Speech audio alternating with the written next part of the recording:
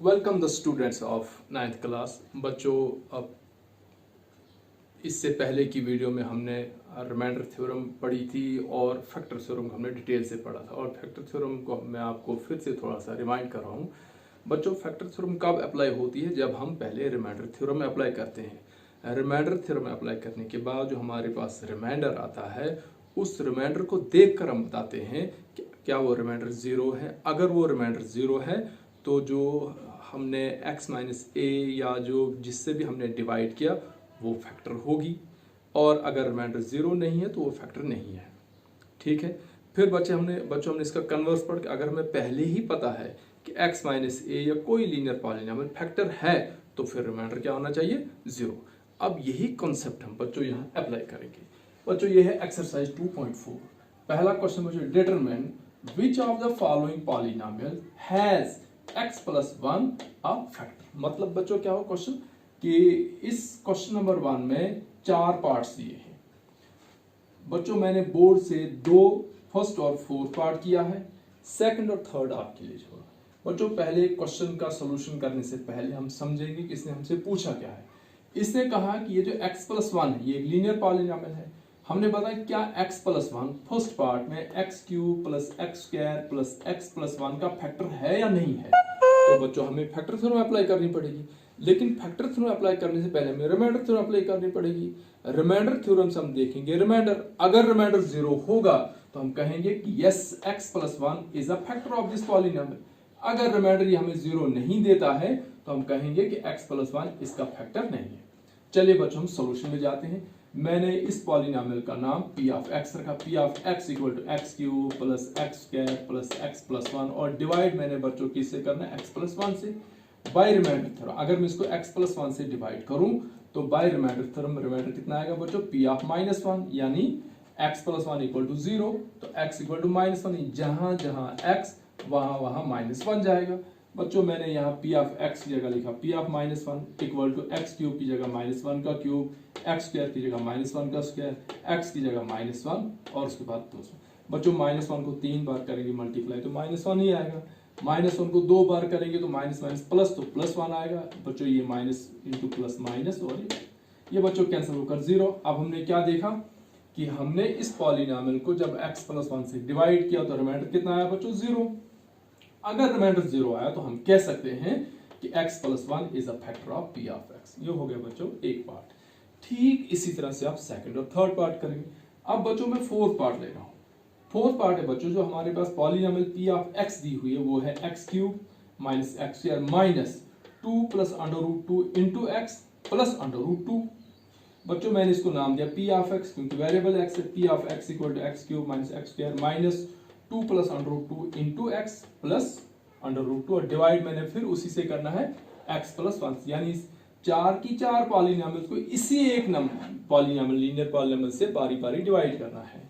तो देखना कहाँ कहाँ रिमाइंडर 0 आता है और कहाँ नहीं आता। अब मैंने 4 पार्ट को भी इसी x प्लस 1 से डिवाइड किया।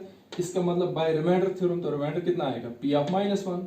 ठीक है बच्चों, अब जहां जहां x वहां वहां minus 1, x cube means minus 1 का cube, x square means minus 1 का स्क्वायर। ठीक है बच्चों, हाँ, तो minus 2 plus under root 2 into x into minus 1 plus under root 2। बच्चों, माइनस 1 को 3 बार करेंगे तो माइनस 1 आएगा। अब बच्चों यहाँ माइनस 1 को 2 बार करेंगे तो प्लस 1 आएगा, और प्लस 1 को फिर से माइनस से करेंगे तो बच्चों यहाँ माइनस 1 आएगा।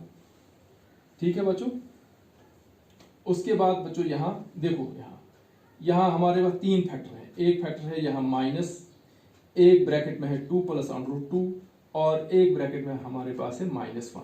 बच्चों, ये फैक्टर हैं, टर्म्स नहीं। अब जब उनको मल्टीप्लाई करें तो पहले माइनस 1 टू माइनस क्या होगा बच्चों? प्लस 1 से जब हम 2 प्लस अंडर रूट 2 को करेंगे तो इनका साइन चेंज नहीं होगा, और प्लस अंडर रूट 2। अब बच्चों हमारे पास कितना आया?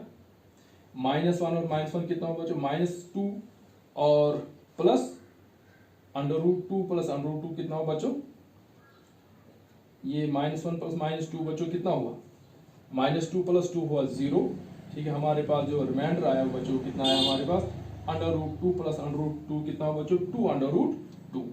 तो हमने क्या देखा कि रिमाइंडर हमारा 0 नहीं आया। Remainder equal to 2 under root 2 this means remainder is not equal to 0, therefore x plus 1 is not a factor of p of x। यानी यहां तक तो रिमाइंडर थ्योरम थी।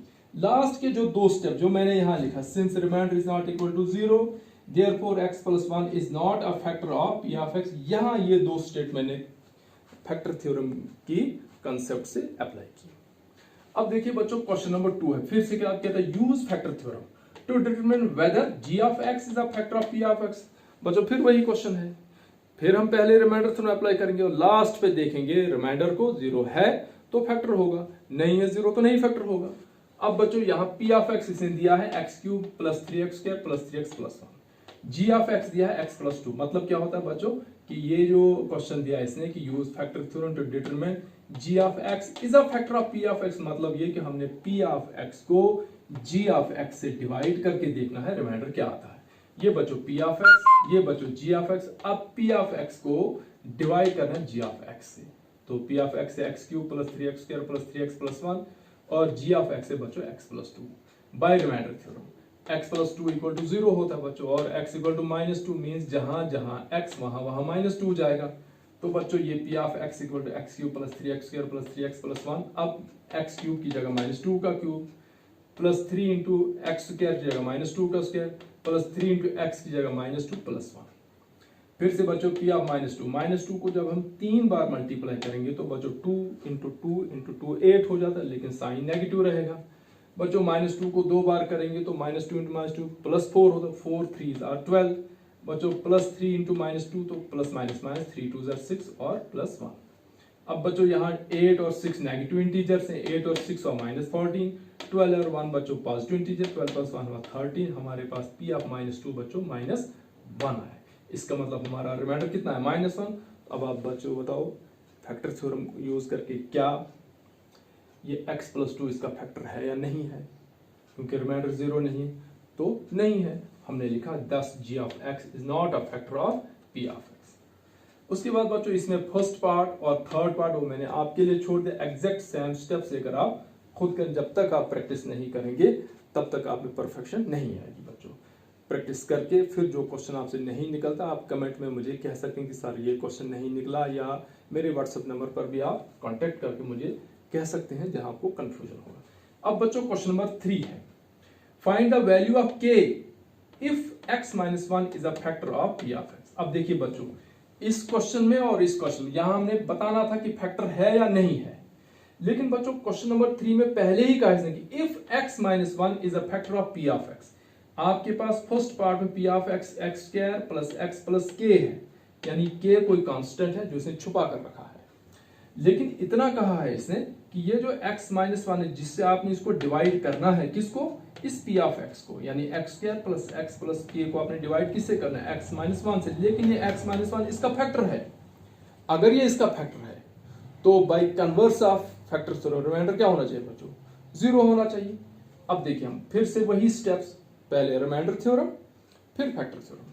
ये है बच्चों p of x equal to x square plus x plus k, divide करना है हमने x माइनस 1 से बाय रिमाइंडर थ्योरम। रिमाइंडर कितना होगा बच्चों, अगर हम x माइनस 1 से डिवाइड कर रहे हैं इसका मतलब x इक्वल टू 1 हो जाएगा, जहां जहां x वहां 1। ये p ऑफ x था मैंने लिखा p ऑफ 1, ये x स्क्वायर था मैंने लिखा 1 स्क्वायर, ये x था मैंने लिखा 1, k को मैंने ऐसे ही लिखा। अब बच्चों p ऑफ 1 कितना है, 1 का स्क्वायर 1, 1 प्लस 1 हुआ बच्चों 2, तो 2 प्लस k बच्चों ऐड नहीं होगा, 2 plus k is not equal to 2k, क्योंकि ये अनलाइक टर्म्स हैं, इसलिए रिमाइंडर हमारे पास रहेगा 2 प्लस k। ठीक है बच्चों, अब हमें पहले ही पता था, but it is given that x minus 1 is a factor of p of x। हमें पहले ही पता है कि x माइनस 1 इसका फैक्टर होगा, इसका मतलब ये जो 2 प्लस k जो रिमाइंडर कितना आना चाहिए, 0 आना चाहिए। तो this means remainder must be 0। Remainder 0 का मतलब ये हुआ कि 2 प्लस k नहीं आना चाहिए हमारे पास, 2 प्लस k किसके इक्वल आना चाहिए था, 0 के इक्वल। तो 2 प्लस k 0 कब होगा, जब हम 2 को ट्रांसपोज करेंगे तो k इक्वल टू माइनस 2, यानी अगर हम k की जगह माइनस 2 डालेंगे तो फिर जो है वो x माइनस 1 से इसको डिवाइड करके 0 आ सकता। तो ये क्वेश्चन था बच्चों थर्ड था, इसका फर्स्ट पार्ट मैंने किया, 2 पार्ट्स आपके लिए छोड़ दिए बच्चों।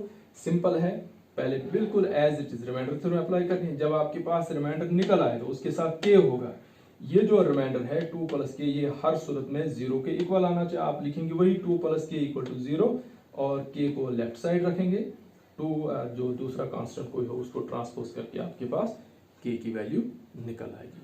So thanks for watching.